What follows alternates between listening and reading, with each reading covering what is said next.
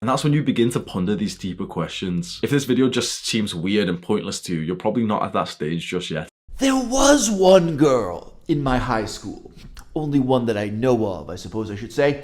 One girl who got a beer bottle stuck in her vagina at a party. The sort of party where underage people are drinking beer. The problem was this. It was an empty beer bottle. Yes, quite a different sort of problem if you're talking about a closed beer bottle, maybe with a condom over the top of it to cover up that nasty metal bottle cap. No. No bottle cap, no beer, just an empty bottle. And it turns out that when you put that deep enough inside, a little thing called air pressure creates a kind of suction that makes it tremendously painful to try to pull it out. Now, her first thought was to get in a taxi and go to a hospital to try to solve this problem. Look, I don't even know what kind of thoughts her boyfriend or girlfriend or the other people at the party have. Maybe they tried out any manner of AirSat solutions. But she'd worn a dress and tights, leggings of some kind, and it's a goddamn awkward thing to try to get your kit together and shimmy into the side of a taxi cab when you can't really stand upright or walk. So she has second thoughts. They cancel the cab. They decide not to go to the hospital. They call up their parents, and the parents call a doctor. And here's the really fucked up part. The doctor knows exactly what to do. This is before Google, okay? This is before the internet. He didn't have to look it up. The doctor has been through this fucking situation before. It's like, beer bottle stuck in your vagina? Your boyfriend tried to make you come by masturbating with a beer. Yeah. Top of mind. Don't have to check my notes. Don't have to call my old supervisor at the university like, hey, old chum, remember me from med school? Got a real head tickler here for you. Got a real beard scratcher of a problem. What do you do with an old beer bottle up the bum? Nope. Without a pause, without hesitation, the doctor says, let the water run in the bathtub a little bit. Make sure the bath water is a little bit too hot to be comfortable. Ease yourself in like a hot tub.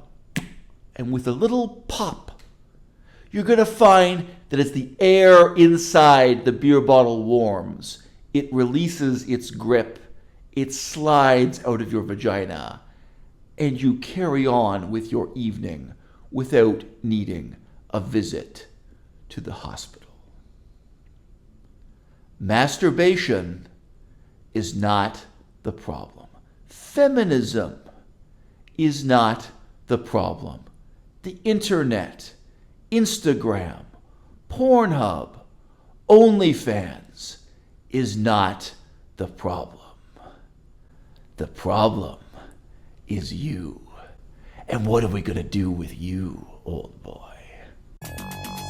Watching sports and watching porn is the exact same thing. Watching sports and watching porn is the exact same thing. Either way, you're the loser sat there watching the screen and thinking, oh, I wish I was that guy. Potentially we're a little bit jealous because if we were getting paid to have sex, like, bro, we're gonna do that shit, let's be honest. You're also building up the habit of watching the woman that you want getting railed by another man. I think that watching porn is exactly like watching sports. You're just watching someone else win. You're sat there with your chips and your Budweiser, like, I wish that was me.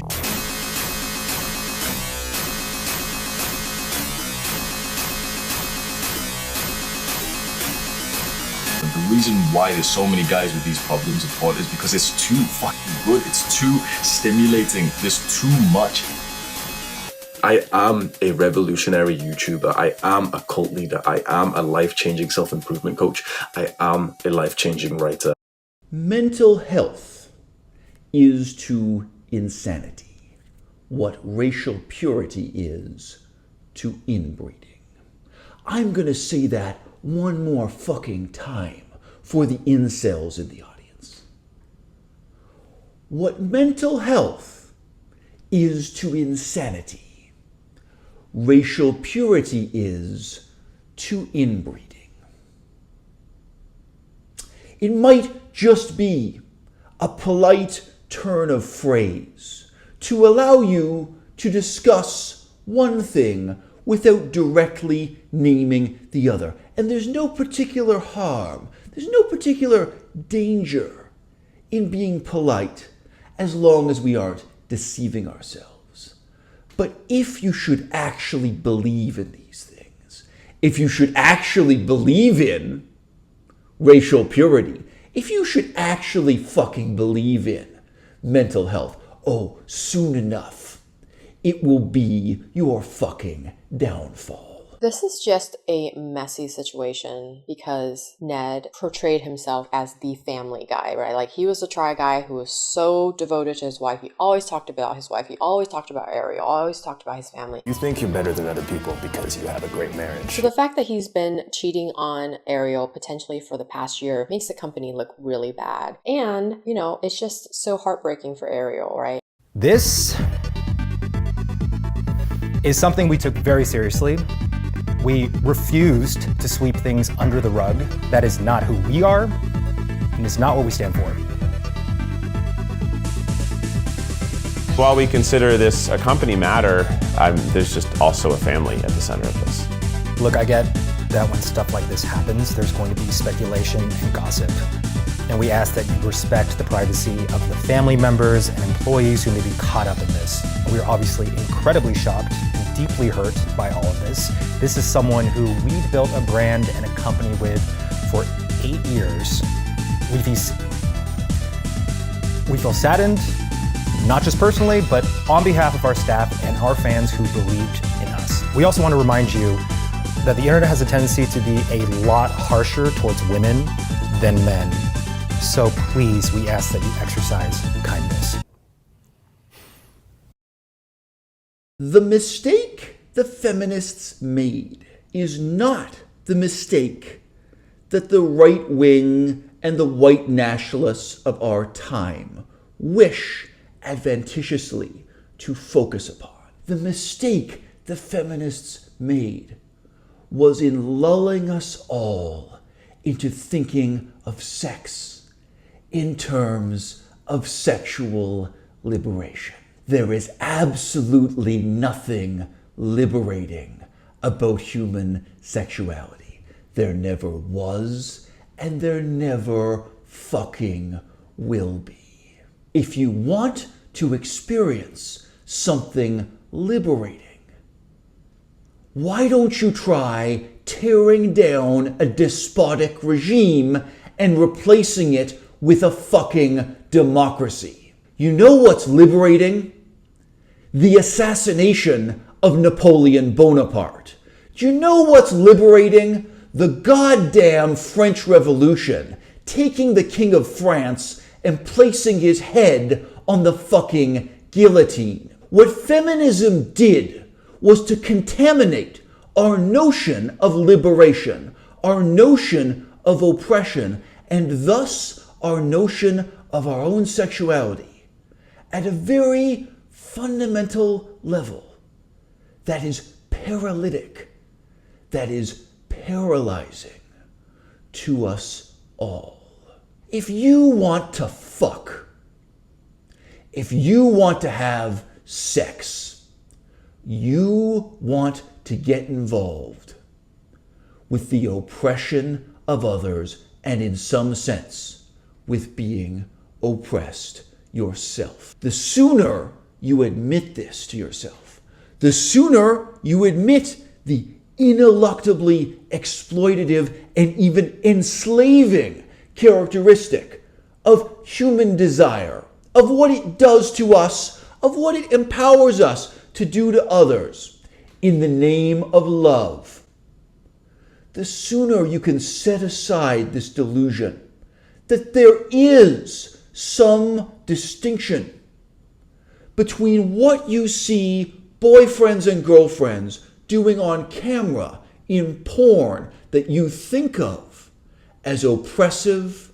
as denigrating, as a kind of slavery, and what married couples are doing in the privacy of their own bedrooms, what polyamorous, open-minded, leftist Feminist couples are doing, I don't know, upstairs from a karaoke parlor or in their fucking 2-bedroom rented condo in Yaletown, wherever the fuck those people get it on.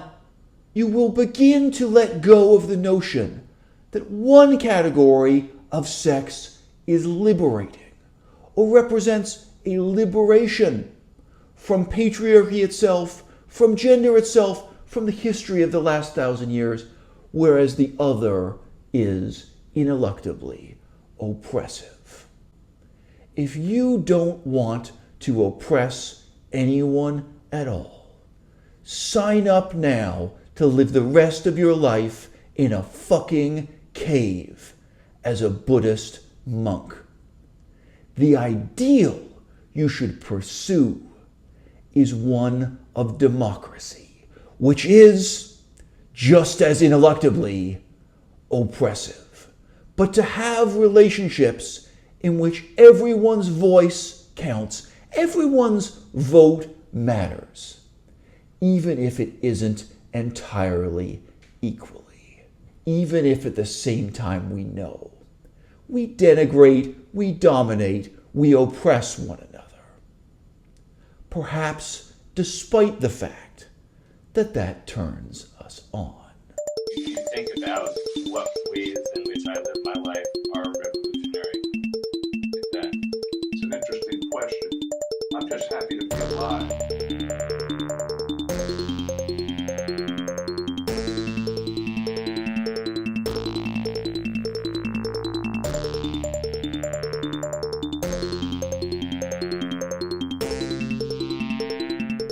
I am a revolutionary YouTuber. I am a cult leader. I am a life-changing self-improvement coach. I am a life-changing writer.